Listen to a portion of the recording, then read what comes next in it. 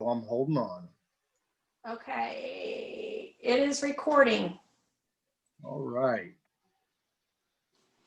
I'd like to go ahead and open up the Tuesday, December 1st, 2020 Board of Aldermen public hearing section. As always, I'll say this for both meetings. You can attend this by Zoom conference. We are currently going to be doing a Zoom meeting for this in its entirety. The number you could be reached is 1-312-626-6799. Meeting ID for the Zoom would be 956-274-8536. That's 956-274-8536. We do apologize about the inconvenience, but due to some of the rates and COVID issues, this is how we've decided to do this. So with that, I will open up the public hearing section for the annexation of 20.20 and 29.18 acres for the Keating Family Partnership. Is there anybody who's selected to speak for that? Is Gravel on here? Yeah. Yes. Oh, I am on here, but Okay. I don't have any of the materials. Uh-oh. The public hearing, if you want to send them to me really quick, Brandy, I can do it. I emailed them earlier. Oh, you did? Okay. I should have gotten like early this morning, probably.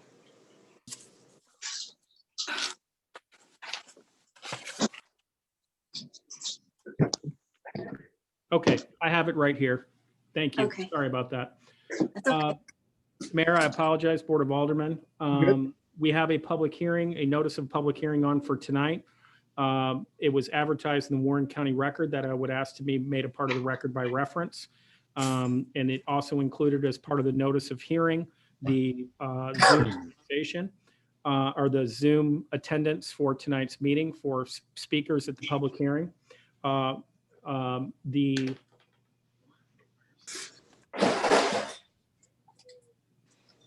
The legal description is set forth as it is there on the screen, and I'll go back to the other one. I apologize.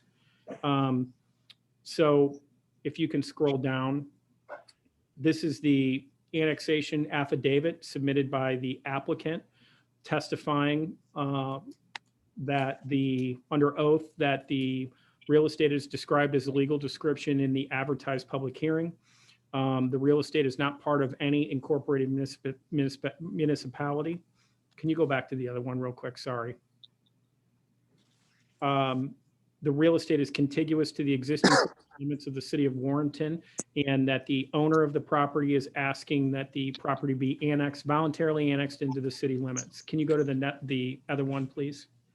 The public hearing or the picture? The picture.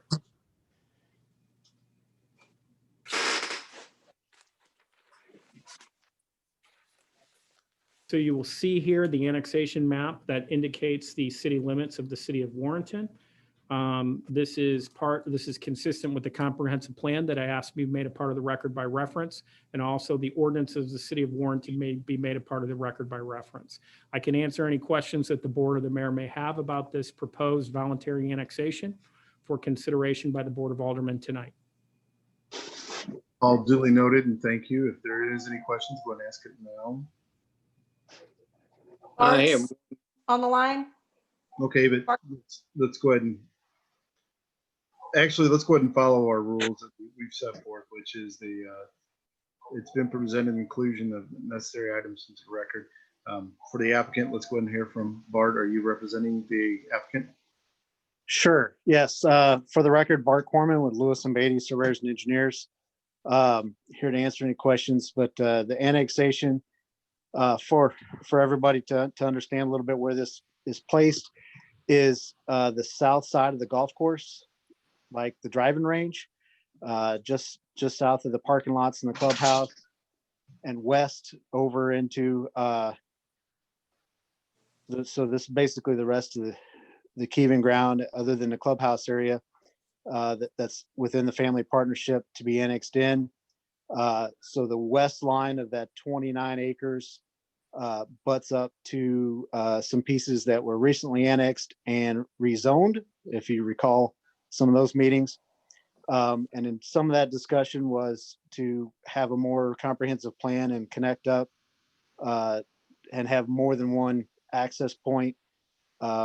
If this all gets developed, most likely you'll be seeing an R2 or an R3 request for rezone on these pieces in the future. But to be able to show a connectivity to the private road that is basically Clubhouse Drive. I don't know if it's really even got a name, but that way there would be second access for development in the future. God bless you, whoever that was.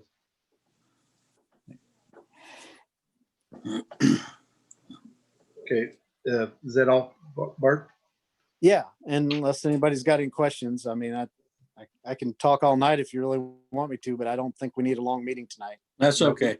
We have Chris Graville for that, but thank you. But he Oh, that was he's cold. I do believe that's my job. And at first I thought when you called on Mr. Corman, it was a young Santa Claus.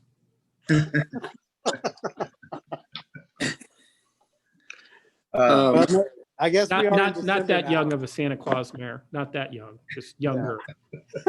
I got the belly to go with it, that's for sure. Um, I have a question when you get time. Go ahead. Currently, is this zone agricultural?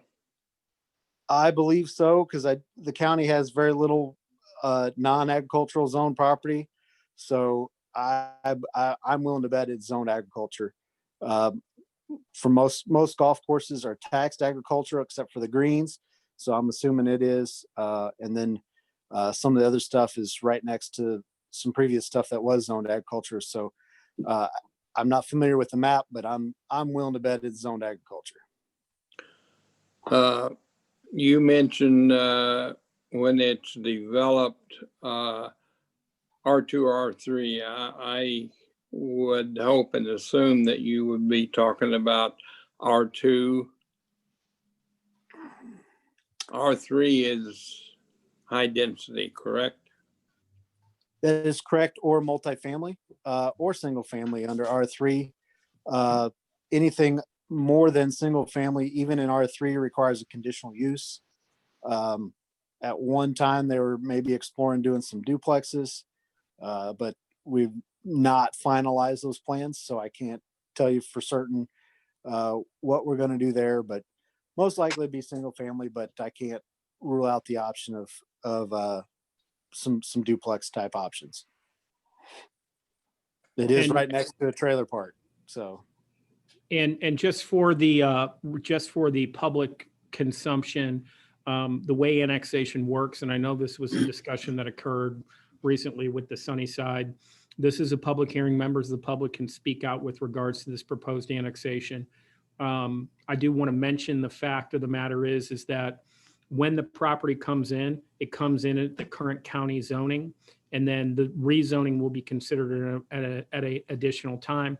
One of the things I did have a conversation with Mr. Corman about was, and I appreciate him giving some indication, even though he's not required to, giving some indication with regards to what the future use of that plan or the future plan is for that property, so that the public is informed when that rezoning petition may or may not come forward, that was part of the discussion when the annexation public hearing occurred. Right, with that, I think it's time that we'll go ahead and inform the public, whether you're in favor or opposed. You'll have 5 minutes to speak and to provide comments. When the buzzer does go off, you'll have 30 additional seconds given to conclude remarks. We were really lenient on this last time. I think we need to tighten down a little bit more just to kind of keep pace of everybody being able to say something. So we're going to probably hold it at a lot more stringently than what we did. I think there's a way you can raise your hand on Zoom. I'm not sure how to do that. I can't tell you how to do that, but I know you can. And that would probably assist Melody and anyone who would like to speak if you're on Zoom by computer. Up in the corner, there's a button that says more, and from there you can choose the option to raise your hand if you choose to do so, but nobody's got their hand raised. Oh, okay. Thank you, Melody. Is there any comments that were emailed in or any other comments that you could provide, Melody? No, sir, I didn't receive anything. Excellent. Well, not seeing any, we'll go ahead and bring the public hearing section to a close unless there's any aldermen that have any other questions to follow. No.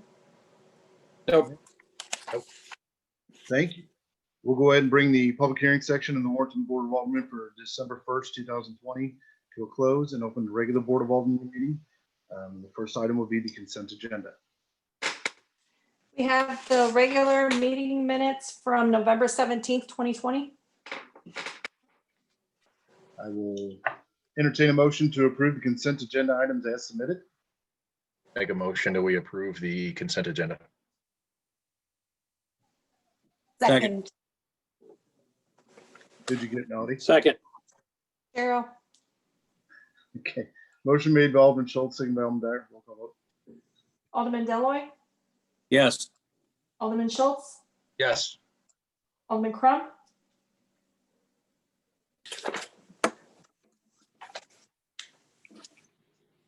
Alderman Crump, Yes. Alderman Dyer, Yes. Alderman Ock, Yes. Alderman Miller. Yes. Next will be hearing from the public. There again, to hold within that, we're asking that anybody would like to speak at this point. We're going to ask you to hold to a 5-minute thing with a, I guess, buzzer. Melody, we're doing the same thing, buzzer for 30 seconds. Okay.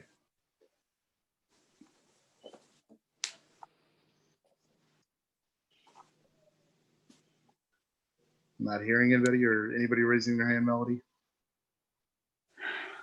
You're muted. No. Okay. Next will be Board of Alderman comments. I have something. I would like to thank Brandy Guy and the Public Works for their expeditious repairs of the street lamp that I asked. I typically don't ask for a whole lot, but over the last few years, it seems like they take care of them immediately, and I appreciate it. Thank you, guys. Thank you. Okay, I'll go. I am once again sending out an urgent plea to please wear your mask. I'm working in an industry that is overwhelmed. Please do this to help save a life. Follow directions, please. I'm begging you. The other thing is, I want to remind residents, if you are parking on the street, it's lock it or lose it.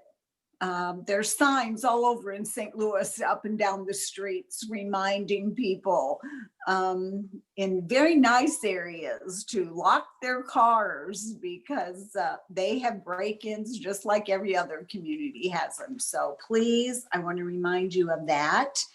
And also, I'd like to invite everyone to Downtown Christmas this Saturday. I'm hopeful that the weather will hold out, and I know the WDA has put a lot of effort into this. So please come down and enjoy us for Downtown Christmas on Saturday.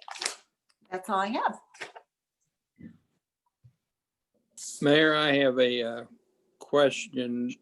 As you come across the railroad overpass coming towards Main Street on 47 going south, there's a blinking sign that says wear your mask.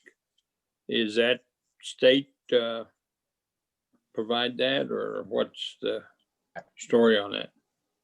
Those are actually our signs that the city has that we purchased from MoDOT quite a while back. So Cool. the city put those out. We have one there and we also have one on Highway 47. So we've put 2 of them out. It really gets your attention, really does. Any other comments?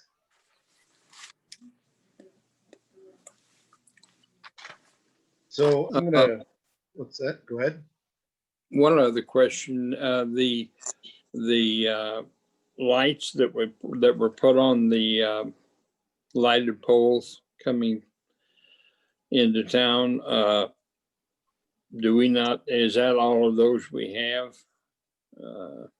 Or do we not put them up on some because of the flags or? I think it's every other one we put them up on. No, it's not every other one, but I didn't know whether we had enough or not. I'll find out. I think it normally is every other one. I don't know why it isn't. Okay. It's every other one. I'm going to keep mine a little bit short, but I'm going to springboard off of Alderman Dyer. I will go on to here saying that I noticed a lot more people when I've gone to the store wearing them. So, I mean, I'm going to applaud the public.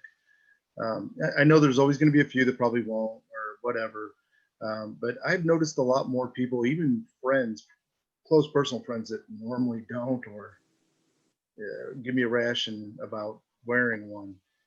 I've seen started to wear them and trying to be more conscious of it. So I do applaud the public's effort for trying and doing it. And I know if you're not in a routine, it's hard to get back in or get into the routine of doing it. But thank you for doing that. I think it's a well-deserved thank you due to the fact that I think we've dropped 2 percentage points in our positivity rate. If I remember right, I think it's like 1.5 or 2 points we've dropped. We dropped below 30. We were at 30 point something, and we're at 28 something today. So at least last time I checked, it may have gone back up. Who knows? The thing varies so quickly. But today I was provided with some websites that I would like to talk to Brandy about adding links on our webpage if we can, so that people can check that more readily. They can just go to our city website if we can add those, so they can just hit the links and check those. I'll give those to you tomorrow, or maybe even tonight, to be able to add to it. But it's what the health department's recommending to check for the numbers. So there again, we've always talked about trying to help the public find those numbers quickly and easily so they can access them if they're interested. I just think it'd be easier with these hot links to be able to pop it up and go to it. Eric, I did have an occasion to be at the health department today, unfortunately picking up a lot of death certificates, but I had occasion to talk with Ruth, and Ruth tells me that Compass is not doing any COVID testing right now. There's some issues going on there. The health department is going to have testing out at the fairgrounds. Correct. And that's coming up in the next week and a half.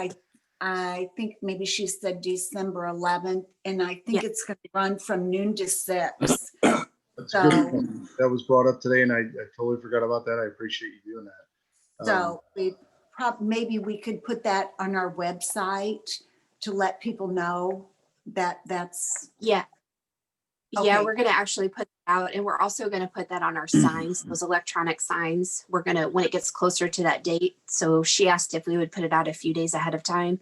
So we're gonna Right. also put those as well. Okay, great. I'm gonna resound something else that was actually passed on to me in my main job. The hospital's overrun, and I know the doctors actually, some of the doctors actually contacted and asked to please, unless you absolutely feel like you're going to die, if you have COVID and you're positive, try to hunker down at home and wait it out. I heard today that one person had to have emergency brain or heart surgery, and they actually had to fly the person up to Iowa because it was so packed in the hospitals they couldn't accommodate them. To me, that's huge. We're being overrun with things. So, just guys, it's a note that they can't get out there that fast. So word of mouth can help. Anybody, loved ones, what be it, that are dealing with it or possibly think they have it, get tested, obviously. And Compass is at this time dealing with the situation. I think if I remember right, I talked to one of the managers, and they believe they'd be up in a week, I think is what they said. Cheryl, did they give you any indication? Yes, I think that's correct. Yes. So we're trying to stay in contact. I think all of us are at least trying to stay in some type of contact with the health department or with Compass to be able to put out information as we can. But a lot of it is coming quickly and fast, and sometimes we can't get it out there fast enough before it changes. So guys, be patient with us and bear with us, but we'll try and provide it to the people we can and all of you that Well, are interested. I've never seen anything like this. They have, from St. Joseph West, they have asked us to pick people up immediately that have passed because their morgue is completely full. So they are overwhelmed. Yes, they are. Wear your mask. Wear your mask. Wear your mask. The other thing I wanted to say was thank you to the crew, city crews that have been out there and putting up everything to get in preparation for Christmas, or the holiday season, I should say. And thank you for the WDA. Guys, I think we're gonna be really pleased and happy with what they do. They contacted me directly. We sat there and talked on the phone instead of meeting in person. And we just talked about how they wanted to be able to encourage people to wear masks too, but come out and enjoy and get outside for a little bit. So I was really happy to hear them say that, hey, we're not shying away from things. We still want people to try and wear masks. We're not, they're not making mandates of any type, but they are, even the store owners are encouraging, please wear your mask. But they want you to come out and be a part of the parade, or be a part of the walkthrough, be a part of everything that's going on down there. And I think it's an excellent sentiment to show that, hey, we may be tired of it, but it doesn't mean you negate safe practices. We can still enjoy things with safe practices. So that's all I have, except for the mayoral holiday. If you guys have read your packet, I have done this since I've gotten in office, and I think some of my predecessors have done this as well. But mayoral holiday is always usually Christmas Eve, and I think our workers work hard and try to do different things, and they deserve it, in my opinion. But I will entertain a motion to approve Thursday, December 24th as mayoral holiday, and City Hall will be closed. So moved. Second. So, motion made by Alderman Dyer and seconded by Alderman Schultz. Is that correct? Yep. Melody, is that right? Yes. Okay. Roll call vote, please. Alderman Schultz, Yes. Alderman Crum, Yes. Alderman Dyer, Yes. Alderman Ock, Yes. Alderman Miller, Yes. Alderman Deloy. Yes. Motion passes 6-0. Next item on the agenda would be hearing from, is Jeff on the line? Is it Polly's? I don't want to say it wrong. It's Paulus, and Polly's. Thank you. thanks for throwing the Merrill holiday in there so I don't have to follow the COVID stuff. So you've got a couple things on the agenda. If you want to go ahead and start speaking about it, I'd appreciate it. Yeah, sure. Hi, everybody. Thanks for having me again. Let's make this a normal Tuesday thing, huh? So I live on Banner and McKinley, and it's a straightaway from Highway 47 all the way to Truesdale. And I've lived here about 5 years now, and I have several complaints about a lot of walkers, but the major concern I have today and the things on the agenda are the drivers. They just fly down this road, and we have kids playing, we have animals out. And there's a lot of concerns for me that I'm just not doing enough personally. So this whole thing started because I wanted to put a sign on the stop sign out there that I purchased off Amazon. It just said slow down. So I called Public Works and I said, hey, is that going to be okay? I actually called the city and talked to them. And then I think I went to Public Works. They said, actually, it's not. The right way to do this is to get on the agenda. So if I'm gonna get on the agenda, let's do a couple things. Let's see if we could just have the city pay for it and put some signs up. The children playing signs you see in different neighborhoods, yet there's not one on Banner. So that'd be kind of like my first proposal, and that's item number 7. Again, I don't think I want to be paying for it, just because if you start letting everybody pay for signs and putting up whatever they want, you're going to have all kinds of crazy stuff out there. So my first goal would be for the city, if they had any extra, to potentially place one at the intersection here at Banner and McKinley. Mayor, if I can, I think Mr. Paulus probably said it more succinctly and better than I've ever said it when he said, if it's not a city paid for sign and you allow this one to go on, it becomes a public forum and you cannot regulate it. So Jeff's intuition is absolutely correct, that we do not allow attachments to signs or utility poles that the city has. If the board wants to consider, which we've done in the past, adding a children at play sign, we do require, we do make it so that the city pays for it to attach that sign. So it's of durability and quality, and it does prohibit other individuals from just attaching signs. So let me hit one thing first. Jeff, no offense, but we talked about you right before you got on here. I appreciate how courteous you are when you come on here, and I appreciate the fact that you are someone who's trying to interject themselves into the betterment of our town. So I don't want you to mistake that ever. We do appreciate it, but yes, with that, we usually do pay for the sign and put it up. And I'm glad that you're taking notice of safety issues that are going on. I can say I think Alderman Ock has voiced many concerns over the years and continues to, because he lives in that area as well. He notices a lot of that traffic, and he's very vocal on it. And there again, appreciate that as well. So you're gonna hook me up with the sign then, Mr. Mayor? I think you probably are. Is there anybody opposed to looking at some of these safety issues, or is there anybody opposed to looking at some of these signs? And I do know that we have pulled some in the area. I won't say on those specific streets, but in the area we have had the chief of police do some heightened traffic enforcement and just being present in that area. And is he on right now? Is the chief on? He is. Chief is on. Chief Ellard, do you mind just kind of giving us a rundown real quick of what your memo provided? Or I guess it was Lieutenant Unger's memo provided. Well, when this issue was first brought to our attention, I believe it was in October, we decided to set up 30 days of directed traffic enforcement in the area, not just on Banner, but I mean, from also working Warrenton Mayor that it's Steinhagen, McKinley, Roosevelt, that whole area. Ashland. So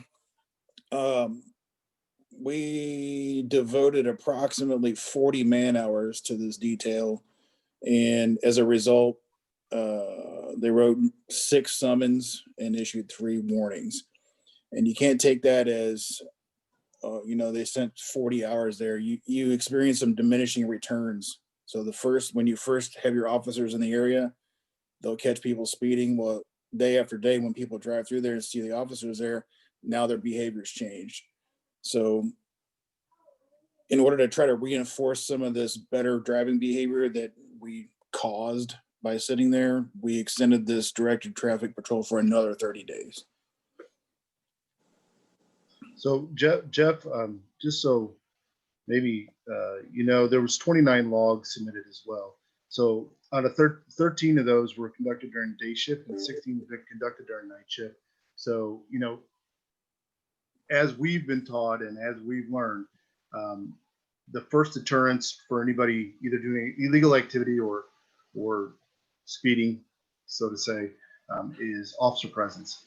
So when the officer's present in a vehicle, usually people slow down, deter from doing what they're doing.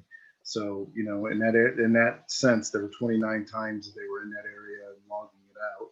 Probably more that maybe didn't get logged out due to being called to another area. So they've been saturating the area, it sounds like.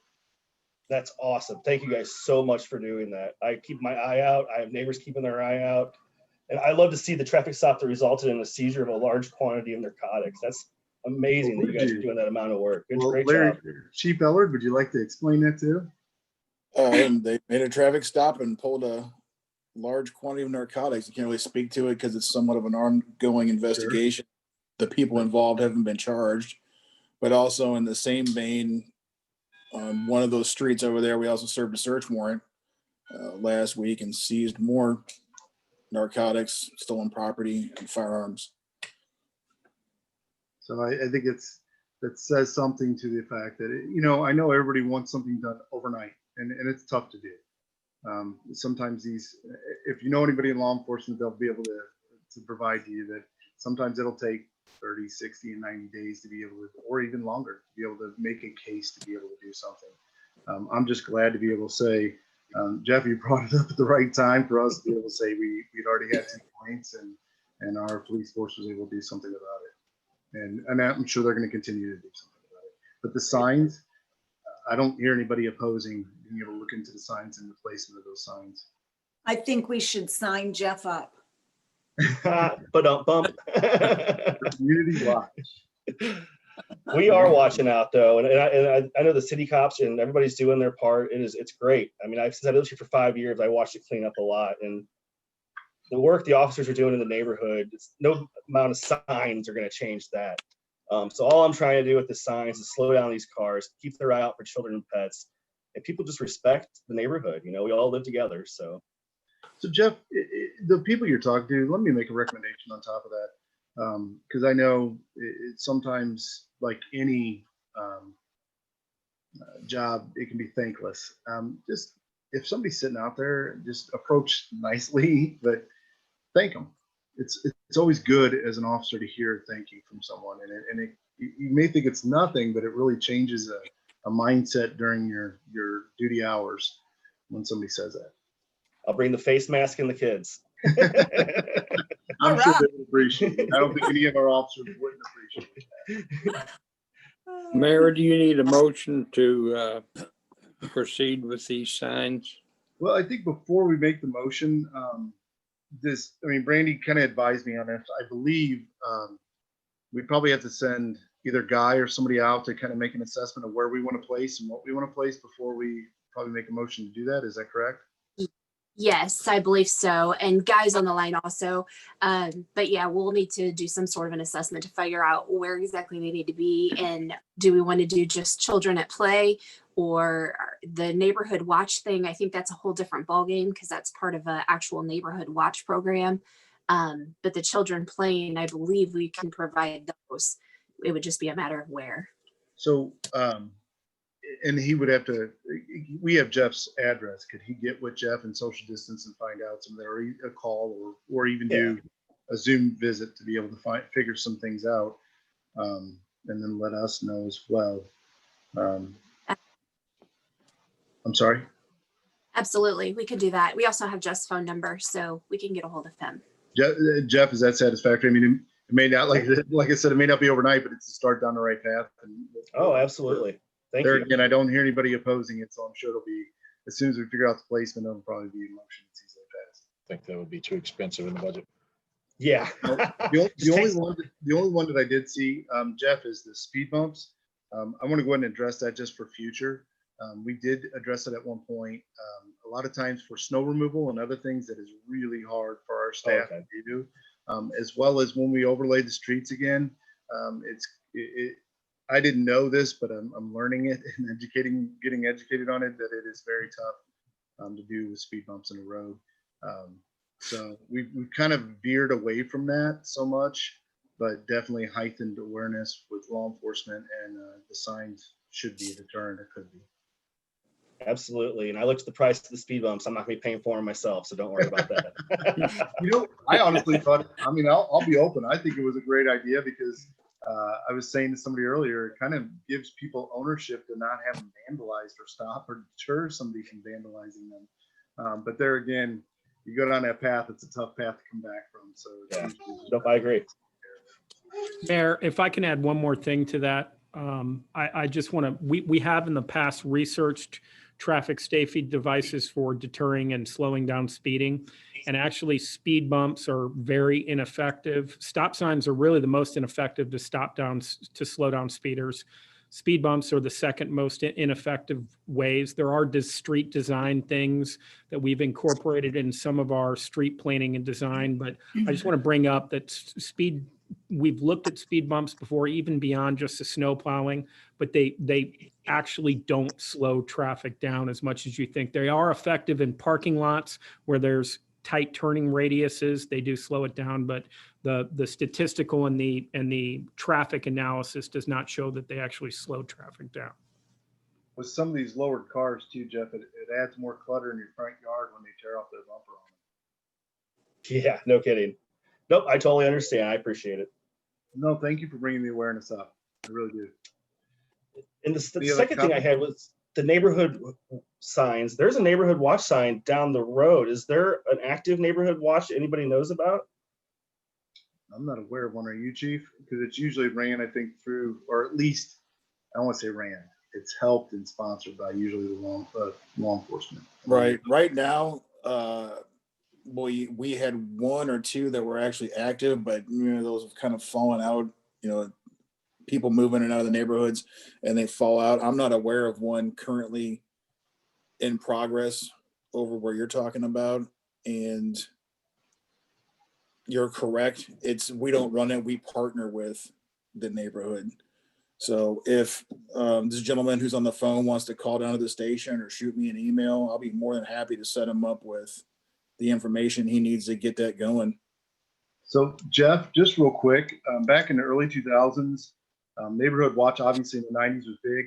They kind of moved to what's called COPS program, which is community oriented policing.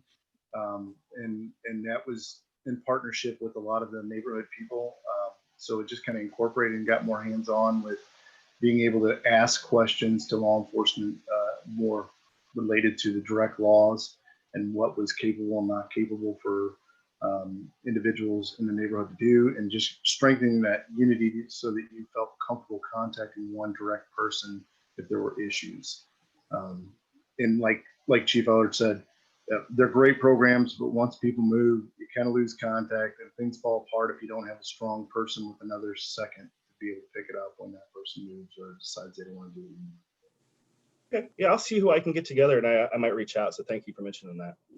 And Mayor, if I can, one of the things I wanted to add to the Neighborhood Watch is, we've implemented the Ring doorbell program, which is I think a really, really, really productive, and maybe the chief can talk a bit about that a little bit, program that allows neighbors to communicate about different things they see online, and also allows those videos to be shared with law enforcement quickly. I think to your point, Mayor, Neighborhood Watch has kind of evolved. Neighborhood Watch really depends on the people that live there to be effective, to do it. But I would encourage Jeff, you to talk to your neighbors if you want to talk about that, to also look at Ring doorbells, because they really, and Chief, I don't know if you want to talk a little bit about that, but it really does help law enforcement and does kind of serve some of those purposes. There's not much more to add to that than the more cameras you guys have around, the more it helps us. And anything that happens in a neighborhood, the first thing we go is we start walking around looking to see if people have a Ring doorbell or a camera hanging off the side of their house. Okay, makes sense. I have a Blink camera. It's not a Ring, but yeah, I've sent footage to the police office before. I know. That's good to know, though. Thank you. And sir, if you want to call down the office or again, shoot me an email, we'll be more than happy to help you out. If you want to try to spearhead a Neighborhood Watch over there, be more than happy to help you out. I like to get the sign just so that they know that we're watching. One step at a time, right, Jeff? Yeah, I've just been calling the not emergency number, and those folks are so nice over there. That's all I can do.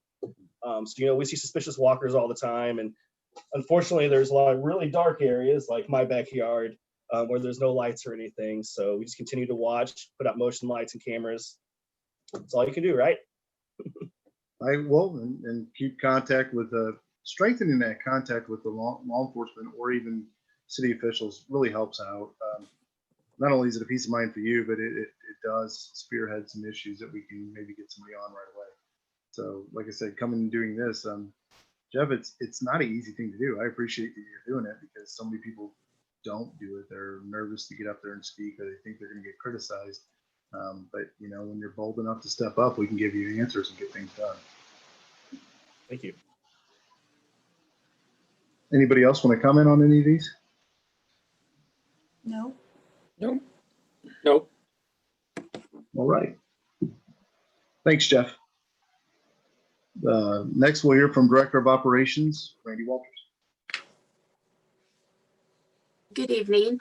The one thing that I have for you tonight is tourism met on the 24th, and they have a recommendation of paying $5,000 to the Tribute to Veterans Memorial. That was actually in the budget for repair and maintenance, and so it was already approved in their budget for this year. All right. Any questions on that? No. Nope. I'll entertain a motion No. to approve the tourism recommendations in the amount of $5,000. So moved. Second. Second. You guys are quick on the draw tonight. Hey, Melody, who'd you get on second?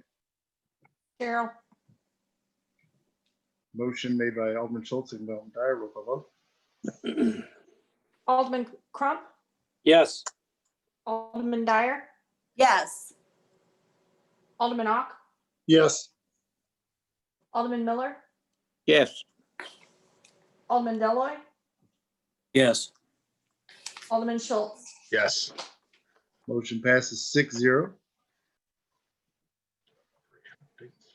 Melody, anything else? I have one more thing, and Melody has it for you tonight. There's a little change in the way that we're doing the candidate filings this year, and I'll let Melody talk about that. So candidate filing begins December 15th. And because City Hall is going to be closed to the public, the way we're going to do it when we have everybody that lines up, I will take the first person into the lobby and sign them up, and then make sure that we disinfect the lobby real well, and then take the next person in once that person has exited the building. The dates after 12/15, so December 16th through January the 18th, if they would make an appointment with me, with City Hall being closed, if they want to sign up for candidate filing, they can call City Hall and get that set up. But I do plan on being in the office all day on the 15th and the 19th of January. That way, if they decide at the last minute they want to come up and file, I will be there and I can let them into the lobby, and the same thing.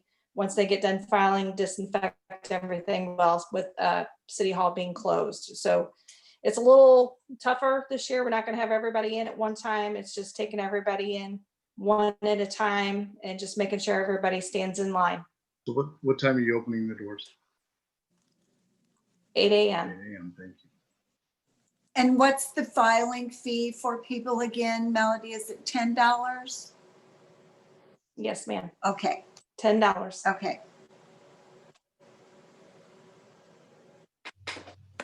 Excellent. Any other questions on that, folks? No.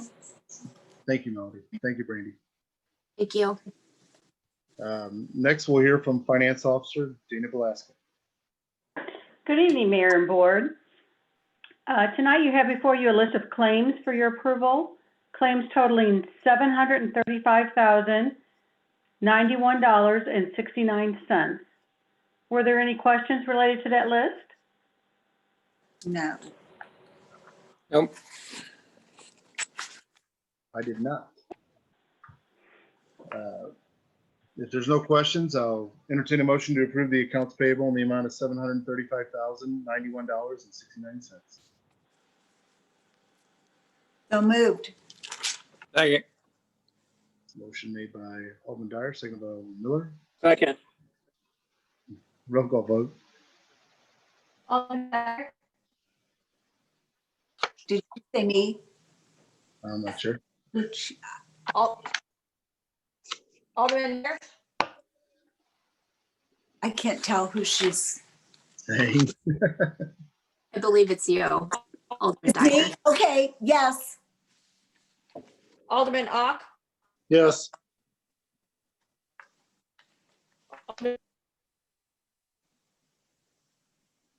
Alderman Miller. Yes. Alderman Deloy, Yes. Alderman Schultz, Yes.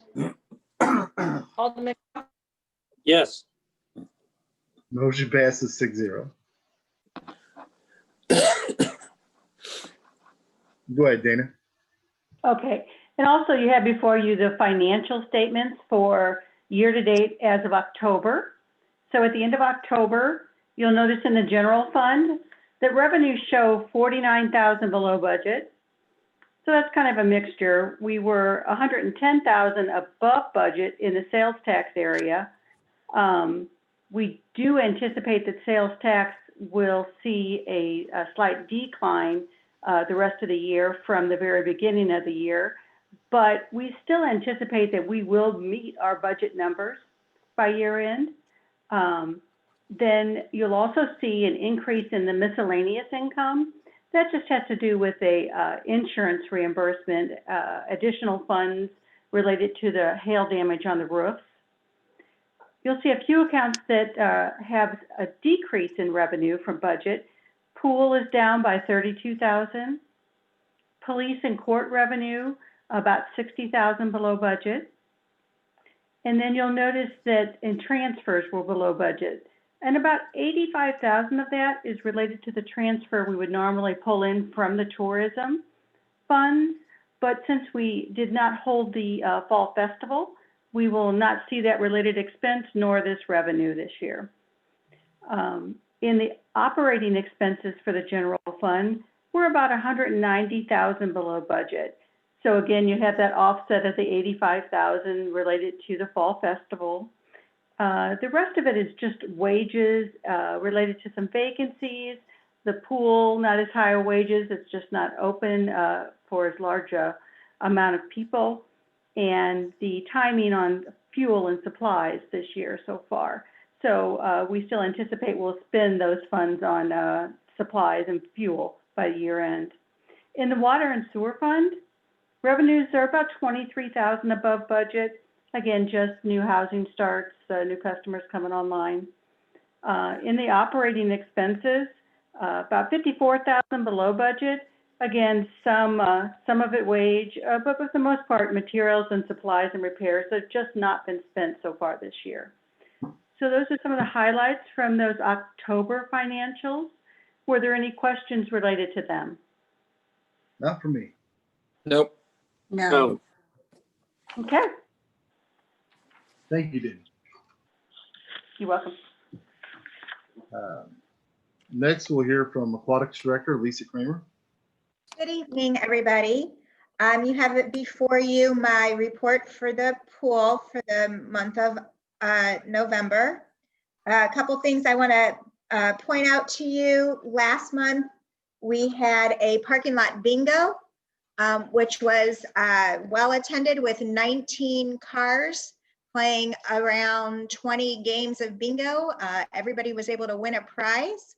And we were able to do it socially distant and wearing masks. So it was a good time. Tomorrow, we are opening up the parking lot again and having a campfire with s'more making and camp songs. So it's supposed to be sunny tomorrow and almost 50 degrees. So hopefully people will come out between 1 and 3 and join us for that. We also have put up a giving tree at the pool. We're working with Agape to make sure families do not go without toys and presents for all the kids this year. So on our giving tree, I have gift tags hanging, asking for various gift cards to be purchased for any amount. You can go purchase a gift card and drop it off either at the pool or at Agape no later than December 10th. And hopefully we'll be able to help some families out this year for Christmas. Lisa, is it all gift cards or are there gifts, specific gifts? So we're doing all gift cards this year because of COVID. Okay. You can also go to Agape's website and there's a link to Amazon and there's a wish list. So if you wanted to buy a specific gift, you can click on that link and buy a toy for children as well. Oh, okay, great. Thank you. Sure. Does anybody else have any questions? Yeah, All right, great. Thank you. thank you. I appreciate it. Next, we'll hear from Public Works Director Guy Jeevers. Good evening, Mayor and Board. The only item I have is a change order for Hageman Incorporated for the deep well for the amount of $17,600. We're hoping that project to be done by mid-December. All we're waiting for is the electric control to be installed, and those couldn't be installed till we got the size of the piping, the size of the pump. So we're about ready to wrap this up. Excellent. Are there any questions for a guy? Hooray. I'll entertain a motion to approve the Hageman change order #1 for the Deep Well Warrior So Tower moved. and in the amount of $17,600. Now I'm going to take it that Alderman Crump said so moved. I'll second that. Jack and I Right. both live over here in this. We want this water tower. We want this thing. Let's get it going. Motion has been made by Alderman Crump, seconded by Alderman Dyer. If I can have a roll call vote, please. Alderman Ock, Yes. Alderman Miller, Yes. Alderman Deloy, Yes. Alderman Schultz, Yes. Alderman Crump, Yes. Alderman Dyer. Yes. Motion passes 6-0. Well, we're at that point. I will entertain a motion to close the regular Board of Alderman meeting. So moved. Second. Was that Alderman Crump that said second? Yeah. Yeah. It wasn't delayed. I'm impressed. Motion is made by Alderman Dyer, seconded by Alderman Crump. All those in favor say aye. Aye. Aye. Those opposed say nay. We are so adjourned, folks. Thank you. Good night, everyone. Good night, everyone.